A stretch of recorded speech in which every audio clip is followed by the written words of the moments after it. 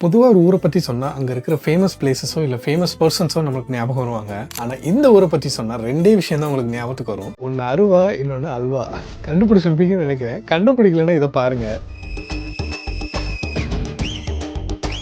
திருநெல்வேலி தான். பொதுவாக மற்ற ஊருக்காரங்களை கண்டுபிடிக்கிறது கொஞ்சம் கஷ்டம். ஆனால் திருநெல்வேலிக்காரங்களை நீங்கள் ரெண்டே வேர்டில் உங்களால் ஈஸியாக கண்டுபிடிக்க முடியும். இலை அப்படின்னு பாசமாக கூப்பிட்ற பசங்களும், எடி அப்படின்னு பாசமாக கூப்பிட்ற பொண்ணுங்களும். பொதுவாக பசங்க தான் ரக்கடாக இருப்பாங்க, ஆனால் இங்கே வந்து பொண்ணுங்களும் ரக்கடு தான்.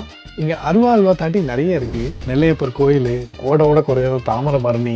பஸ்ஸில் ட்ரெயின்லேயும் வந்தீங்கன்னா கண்டிப்பாக வந்து மன்னார்பேட்டை ஜங்ஷனை கிராஸ் பண்ணுவீங்க.